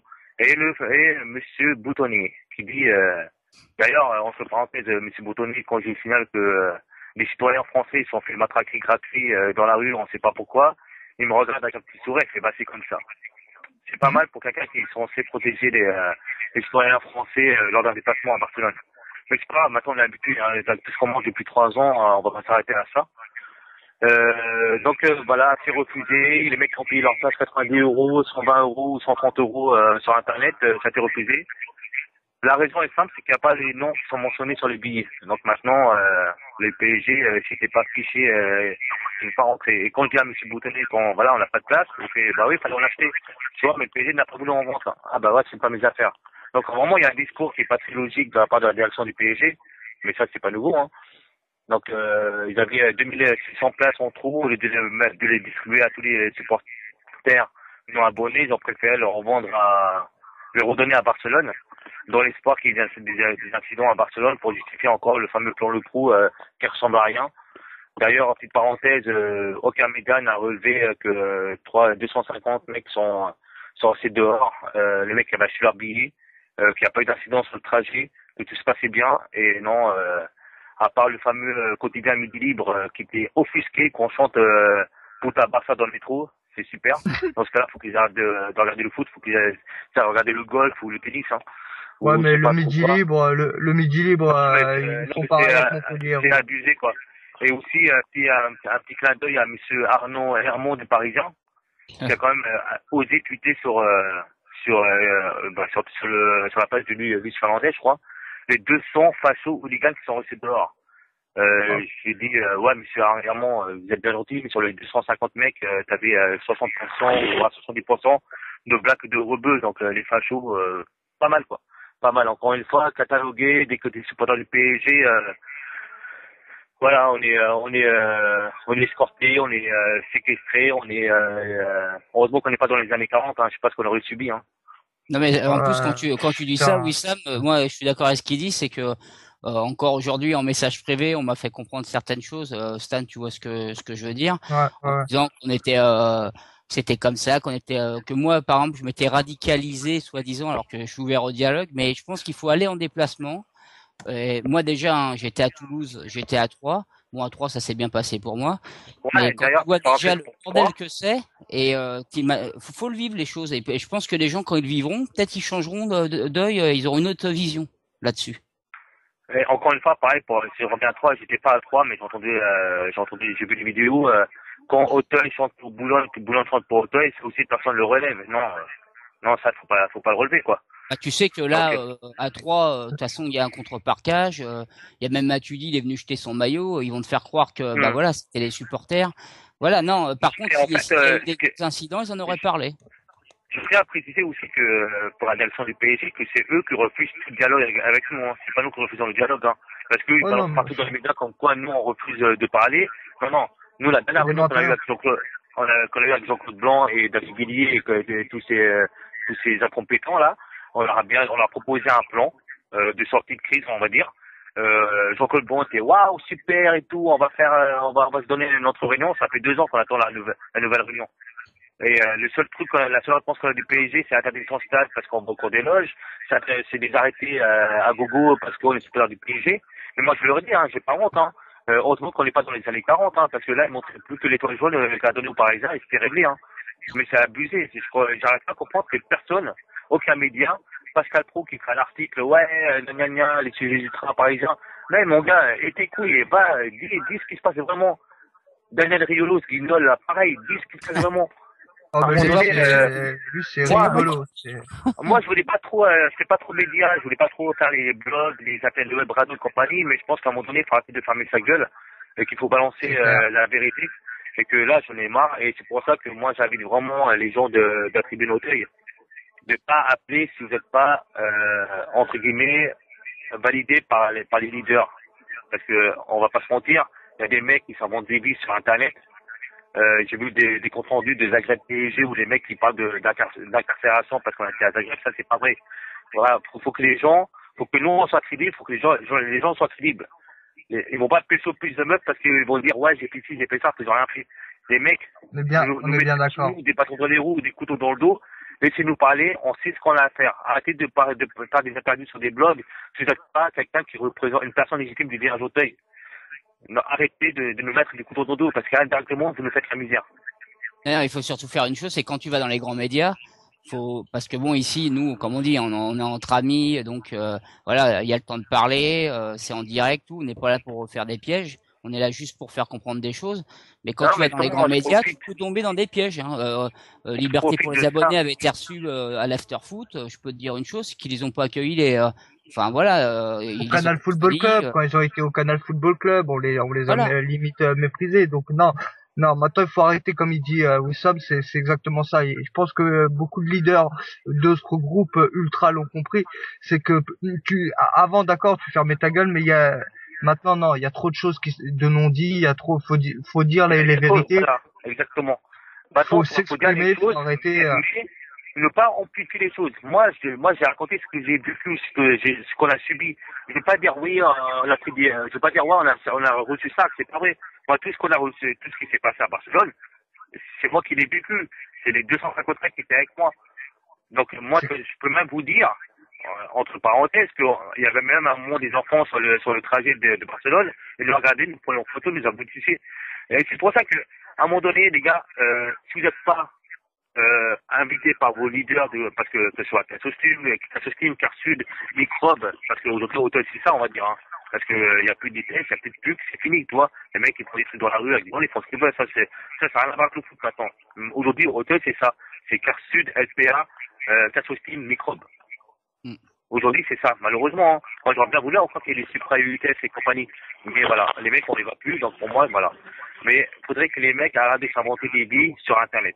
Internet, je pense qu'il faudrait que vous vous exprimiez, vous aussi les leaders, auprès des gros médias si c'est possible. On va commencer, mais de toute façon, on va pas passer tous les jours dans les médias. Hein. On va cibler nos médias, on va cibler nos priorités. C'est ce qu'il faudra faire. J'ai décidé parce que j'étais invité par Xavier. Et je vais donc du coup voilà, moi il n'y a pas de souci. Donc moi je vais raconter ce qui s'est passé à Barcelone. Je préfère que ce soit moi qui raconte que quelqu'un qui va défendre les choses. Et comme SoFoot, je pense que SoFoot, faut tout de suite y aller eux, parce que vraiment, s'ils font si je pense à quelqu'un qui fait du bon taf, c'est eux. Hein. Eux, ils font du bon travail. Moi, je l'ai dit à M. Boutonnet, là, je le redis, je sais pas si les gens écoutent votre émission, je sais pas s'ils ont un mec qui écoute pour faire un rapport. Monsieur Club, nous, on l'aime, on le lâchera pas. Oui, t'inquiète pas. Ça bien clair, hein. T'inquiète pas, les RG nous écoutent. T'inquiète pas, les RG nous écoutent et t'écoutent, là, en même temps. Moi, je peux leur dire, hein, ils peuvent nous faire la misère qu'ils veulent. Ils peuvent nous faire la misère qu'ils veulent, mais on sera toujours là. On sera toujours là. Nous, on lâchera pas l'affaire. C'est ce qu'ils ont pas compris. C'est ce qu'ils ont pas compris, c'est que... Ils ont pas compris. C'est pas parce que on va rater 5 dépassements, 10 dépassements dans l'année, c'est qu'on lâche l'affaire. Non. On refera des coups d'éclat. Mais les gars, respectez-nous si vous voulez qu'on vous respecte. Vous nous chiez à la gueule, on va vous chier à la gueule. Ça fait 3 ans que vous nous faites la misère, vous nous faire la misère encore. Jusqu'à l'Euro 2016, jusqu'à la Coupe du Monde au Qatar. Mais nous, on sera toujours là. Moi, je m'en fous. Maintenant, j'ai 2 gamines et c'est pas ça qui m'empêche de venir encore en déplacement, d'aller de subir les IDS, aller pointer et compagnie. Moi, je m'en fous. Ce club, je l'aime, je le lâcherai pas. Et ça, c'est un message que je fais passer à tous les mecs qui sont un peu déçus de Barcelone, qui ont été un peu déprimés d'avoir payé, d'avoir fait 10 heures de trajet aller, 10 heures de trajet retour en voiture, en G9, etc., qui sont pas rentrés dans le stade. Justement, les gars, on lâche pas l'affaire, on maintient le cap. On lâchera pas l'affaire. C'est clair, c'est clair et net. Thiago était avec nous. Wissam, on va passer à Thiago qui est avec nous, qui était lui à droite. Thiago, t'es avec nous? T'es bien là? Ouais, bonsoir à tous les gars. Salut Thiago. Bonsoir. Ça va? Voilà. Ça va tranquille. Comme je disais, Thiago. En fait, moi j'étais à Barcelone déjà. Déjà, je me suis fait refouler à Barcelone. Bref, après je pars le samedi matin vers 5 heures du matin pour aller à Troyes. Moi, j'habite dans le sud dans le sud de la France. Hein. Donc, je pars en train. Après quelques misères dans le train, j'arrive finalement sur Troyes à 11h, à 16h40, juste avant le match. Donc, j'arrive à la gare tranquillement. J'appelle mes collègues qui sont déjà dans le stade pour les rejoindre. Et là, en fait, je croise une voiture banalisée de trois flics de la BAC. Ils m'arrêtent, me demandent mes papiers. Enfin, comme une habitude, je me dis sans hésiter, je leur donne mes papiers. Et là, ils commencent à me fouiller mon sac et tout. Et là, ils trouvent une écharpe de mon groupe, Paris SG Fan. Et ils me posent la question si je vais au match PSG 3. Je leur réponds non. Donc après, j'ai droit à une fouille au corps, c'est-à-dire palper et tout. Et là, ils trouvent ma place pour le match 3 PSG. Et alors après, ensuite, un flic qui était dans sa voiture, après vérification de mon identité, me dit que je suis considéré comme un indésirable.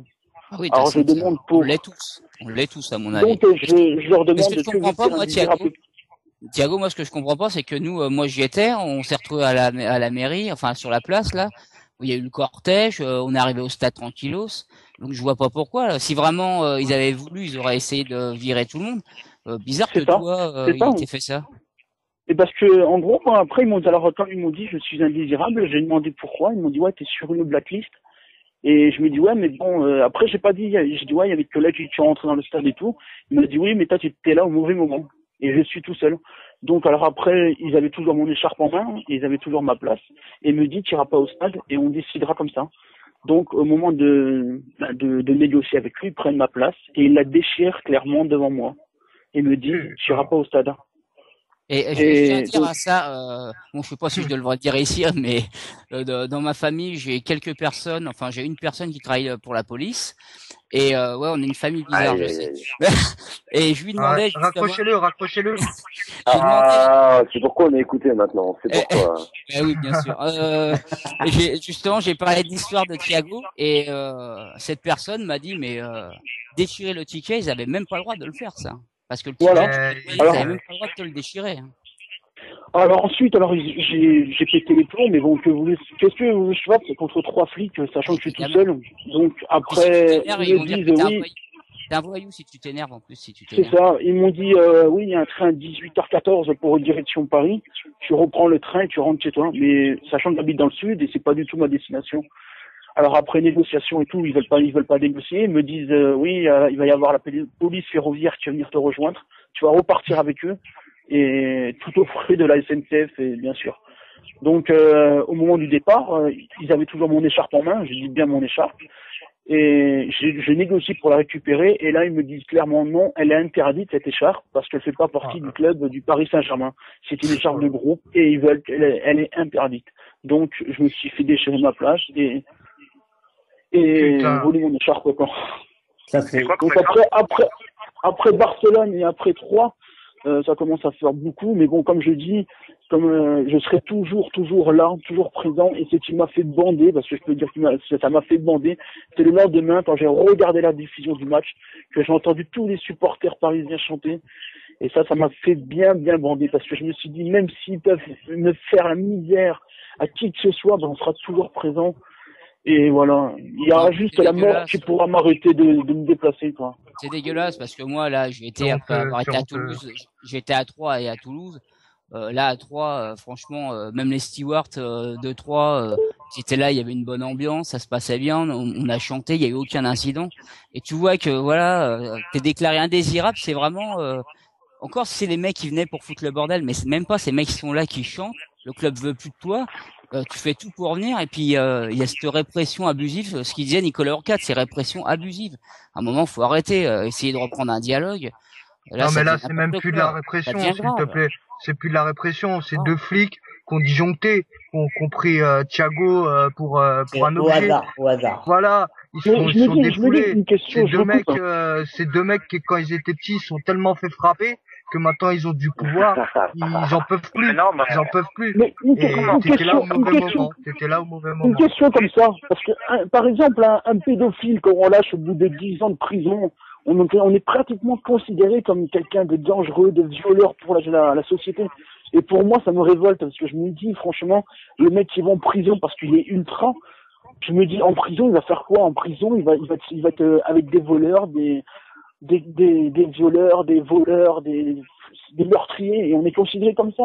On me déchire ma place, on me refuse le match, et on fait quoi de plus? Bientôt, ils vont nous tuer ils vont nous tirer dessus pour En fait, nous les retirer gars, faut pas se voiler la face, hein. C'est qu'aujourd'hui, l'opinion publique, ils s'en battent les couilles des supporters du PSG. C'est-à-dire qu'on peut nous faire la misère qu'on veut. L'opinion publique, ils s'en foutent parce qu'ils vont toujours prendre les médias. Et les médias, comme c'est, malheureusement, les médias, comme ils sont un peu, entre guillemets, les esclaves du PSG. Donc, du coup, ce qui me fait rigoler, c'est que les médias, il y a encore 3 ans, ils crachaient sur le PSG. Et maintenant, ils sont tous là à vouloir sucer le PSG pour avoir des places dans les loges et compagnie, quoi. Et moi, je me dis, franchement, le truc qui m'a fait bander, c'est que franchement, ça m'a fait plaisir de vous entendre, ceux qui étaient présents à 3, ça m'a fait plaisir de vous entendre. Et c'est ça la morale de l'histoire, c'est-à-dire qu'ils peuvent me niquer dans chaque déplacement, je serai toujours présent, je galérerai dans les trains, je m'en fous.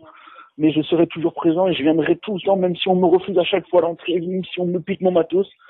La seule chose qui nous fait bander, c'est qu'on nous entend, qu'on nous voit et que ces putains de dingues qui squattent nos tribunes, mais sont pitoyables. J'étais à Barcelone, ils savaient même pas la chanson, le chant Au ville lumière. D'accord, pour la prochaine fois, mon conseil, c'est que plus tu es discret, mieux ça passe. Donc les écharpes, ça, plus tu seras discret. Non, mais les écharpes, je l'avais dans mon sac. J'avais tout dans mon sac parce que je suis pas le genre de mec à me balader. Oui, tout dans mon sac. Ils ont filé mon sac. Je suis arrivé et je suis arrivé serein. Malheureusement, s'il faut aller dans une ville sans rien, bon, c'est pas grave. Non, mais je suis d'accord avec toi, mais normalement, jamais je me suis dit, j'ai ma place, je peux aller au stade tranquillement. Je me suis dit, jamais j'aurais de problème. Et je suis arrivé, c'est la première fois. Malheureusement, c'est la première fois que je me fais niquer comme ça. Aujourd'hui, malheureusement, on peut même nous déporter, entre guillemets, parce que les gens, ils se foutront dans le gueule, ils s'en foutraient, quoi. Donc c'est pour ça, maintenant, discrétion et ça passera bien. Et puis, ce qu'il faut dénoncer surtout, c'est les grands médias qui se disent les rois de la libre expression. Et comme tu dis, Wissam, à Barcelone, on n'en parle pas. Bon, là, à 3, il n'y a pas eu d'incident, tu parles pas. Ils parlent qu'en négatif. Une parenthèse par rapport aux fameux médias, vous savez comment RMC, ils ont fait leur soirée sur les ultras. Oui. Ils ont fait une soirée, moi, j'ai essayé de passer à la radio 10 fois, à chaque fois, on m'a refusé, quoi. Et puis, de négocier avec eux, mais il y a vraiment pas possibilité. C'est comme si on parlait à un âne et il y a vraiment pas possibilité. Ah non, mais c'est pour ça que les grandes gueules compagnies, soi-disant, pas de langue de bois chez nous, allez, torcher le cul et on en parlera demain, quoi. Ouais, non, mais c'est clair. Sur les ultras, t'avais pas Alors, on savait pas, Stan, s'ils avaient pas trouvé des ultras qui voulaient parler, comme des fois c'est pas très ouvert pour discuter. Et donc, même toi, tu dis que c'est pas le cas du tout, c'est qu'ils ont refusé. Voilà. Ah ouais, ils ont refusé. Donc, même il y a un journaliste qui voulait faire un débat avec Terminès par rapport à l'ambiance du Parc des Princes sur l'équipe TV qui s'appelle Sébastien Ayerson. Je lui dis, écoute, moi je te conseille de pas prendre des supporters à lambda du virage, mais juste adresse-toi aux leaders. Que non, mais t'inquiète pas, moi j'ai mes connaissances. Quand on m'a sorti les noms, il n'y avait aucun que je connaissais. Donc encore une fois, c'est pour ça que je redis, les gars du virage, et même des Parisiens, laissez les gens s'exprimer. N'allez pas raconter tout n'importe quoi. Après, c'est comme Thiago qui raconte ce qui s'est passé à 3, je veux bien, mais les mecs qui racontent des histoires farfelues, qui nous mettent plus dans la merde qu'autre chose, stop les gars. Soyez objectifs, soyez réalistes, aidez-nous au lieu de nous combattre. C'est clair. Le message est bien passé. Thiago, ils t'ont forcé à prendre le train jusqu'à Paris. Tu as été jusqu'à Paris encore ou pas? C'est ça. Jusqu'à Paris, oui. La police ferroviaire est montée avec moi et ils sont descendus à Nogent-sur-Seine. Et puis après, le match était terminé. Je rentre à Paris. Et tellement dégoûté, j'ai pris le premier train pour rentrer chez moi dans le sud aussi. Donc ils m'ont forcé, je peux dire qu'ils m'ont forcé parce qu'il y avait 4 mecs de la police ferroviaire qui sont montés avec moi dans le train, qui sont descendus à Nogent-sur-Seine et moi ils m'ont laissé repartir sur Paris. Impressionnant. Bon écoute, quand tu es ralliant, t'es glissant lyonnais, apparemment en ce moment les déguisements c'est pas mal. Donc maintenant il va falloir se déguiser en supporter adverse pour pouvoir. C'est ça. Et tu vas tomber sur des Parisiens, ils vont te savater. Ouais, non, Voilà, t'auras tout gagné. Il y a plus de violence à Paris, c'est fini, ça. Donc franchement, je sais pas si la France elle ouvre les yeux ou je sais pas ce qu'elle a. Non, Mais de voir ça, c'est vraiment, comme on dit, quand la France est un esprit, est un pays libre, ben franchement, je me pose vraiment, mais vraiment des questions parce que liberté d'expression et compagnie, ben vraiment, franchement, on l'a pas. Je trouve qu'on l'a pas personnellement. Ah bah ça, c'est pas nouveau, malheureusement. Ah non, c'est pas nouveau, c'est très bien. Je pense que Thiago et Wissam, il faut pas lâcher l'affaire. Ah non, je ne serai pas la peur, je serai toujours présent. Et franchement, ce qui m'a fait bander, c'est de vous entendre à 3 le lendemain sur Canal+. Le lendemain. Faut juste dire que il y a certains gars qui commencent à avoir un certain âge, une certaine situation de famille. Donc c'est pour ça qu'on compte beaucoup sur les jeunes aussi. Donc si les jeunes ne sont pas là, malheureusement les anciens, on va dire que malheureusement ils seront pas toujours là parce qu'avec une vie de famille, concilier vie de famille et tous les déplacements, c'est pas possible. Moi personnellement, si je prends mon cas perso, maintenant j'ai 2 gamines. Voilà, je peux pas faire tous les week-ends de la Java comme je le faisais il y a encore 5 ans, quoi. Moi c'est pareil, Christopher de LPA. On lâche rien, on répond présent et discrétion et action. Et je voulais rajouter, j'avais le polo de mon groupe et ils m'ont fait retirer mon polo. C'est pour ça, en fait, voilà, j'ai oublié d'affirmer ça parce que. Est-ce que tu as eu le toucher rectal? Ton groupe, c'est un groupe qui a été dissous? J'ai pas compris. Oui. Ton groupe, c'est un groupe qui n'existe plus. Oui. Voilà, donc c'est pour ça en fait. C'est pour ça que je redis discrétion les gars. Parce que leur donnez pas le bâton pour vous faire battre. Ah non mais moi dans discrétion, je suis avec une veste, je suis pas arrivé rien de voyant que j'étais pour le PSG. C'est juste que voilà, c'est ma gueule. Tu te rappelles maintenant, juste pour te fouiller quoi. Et même si c'est un type Blood Buzz ou Supra ou Vitesse, il pourrait te casser les couilles un peu pour ça. Hein. Ah oui. Donc c'est pour ça, encore une fois, j'insiste bien sur la discrétion. Mais bon, faut pas se voir la face, les médias le savent, tout ça. Les médias le savent, mais ils veulent pas en parler, les médias, c'est juste ça. Tout le monde le sait ce qui se passe, mais bon, ils préfèrent ne pas en parler parce que maintenant ça fait 3 ans et voilà. Moi, je pense qu'ils le savent, la plupart le savent. Non, je pense que aussi les médias ils sont bafoués par l'argent, tout simplement. Qui ferment leur gueule. Comme disait Wissam, ils sont à la botte du PSG, tout simplement. Ils veulent avoir leur invite, ils veulent avoir les exclus. Le PSG maintenant contrôle tout. Parce que moi je vous l'aurais dit, hein, prenez les quotidiens il y a encore 3-4 ans, que ce soit l'équipe le Parisien ou n'importe qui, tout le monde pissait sur le PSG quoi. Donc, chier sur le club, et maintenant ils sucent le club. Et maintenant c'est différent quoi. On est bien d'accord les amis. 21h27, Thiago, notre ami Stéphane, ancien président de Handy Club, qui est aussi un petit peu notre articleman, veut écrire un petit article sur ce qui t'est arrivé. Donc je te mettrai en relation avec lui. Bien sûr, ok. Oui Sam, si toi ça t'intéresse aussi, y a pas de souci, je pourrais te mettre aussi en relation avec Stéphane pour qu'il puisse faire un petit article sur ces événements pour que il y ait les paroles mais aussi les écrits. Ça roule, y a pas de souci. C'est cool les amis. 21h28 les amis, on est sur la fin de l'émission. Encore une bonne émission. Je remercie tout d'abord Bastien s'il est toujours avec nous. Je ne sais pas. Non, je crois pas. Il est parti. Je remercie Bastien de la Grinta. Il vient de me remercier en off, là. Il vient de me remercier, moi. Il m'a envoyé un message pour nous remercier de l'invitation qu'il avait beaucoup apprécié. Ouais, merci encore, hein, franchement, votre émission. Merci encore, les gars. Moi, je vais pas faire le mytho pour dire, non, je suis depuis longtemps, moi, je la découvre, et franchement, c'est cool, et dès que vous avez la moindre question, n'hésitez pas. Hein. Merci. C'est cool. Merci, Wissam. Bonne soirée, Wissam. Et un bonjour, aux gens qui aiment bien se déguiser. Voilà, et je pense qu'un de ces 4, on se verra en déplacement. Ouais, ça marche, pas de soucis. Bon les gars, je vous dis merci les gars. Et de la part de Vincenzo, t'as le bonjour à Steph de la part de Vincenzo. Salut Vincenzo. On embrasse Vincenzo, on embrasse Mika, on embrasse tous les mecs de LPA, Christopher, toute la familia, on embrasse tout le monde. Voilà, dédicace à mes potos et ils se reconnaîtront. Et on lâche pas l'affaire parce que et je serai toujours présent, je serai toujours présent. Tout le monde sera toujours présent. Si Xavier a une idée, j'irai. Si j'ai une idée, Stéphane ira. Ce sera le Niçois qui ira, mais on sera toujours là. Allez les mecs, 21h29. Merci Xavier.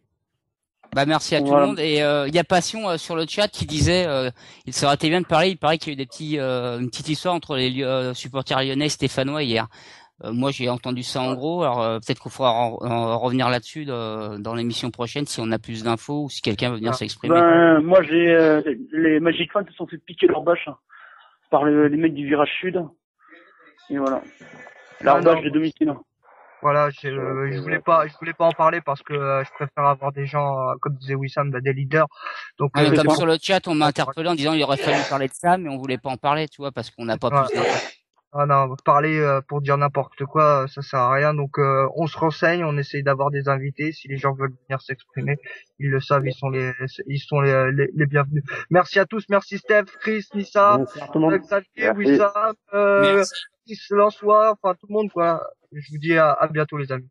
Merci Stan, merci à tout le monde. On retrouve LPA mercredi prochain à partir de 20h comme tous les mercredis soirs et on retrouve tout de suite L Sport. Ne quittez pas RTS, on arrive tout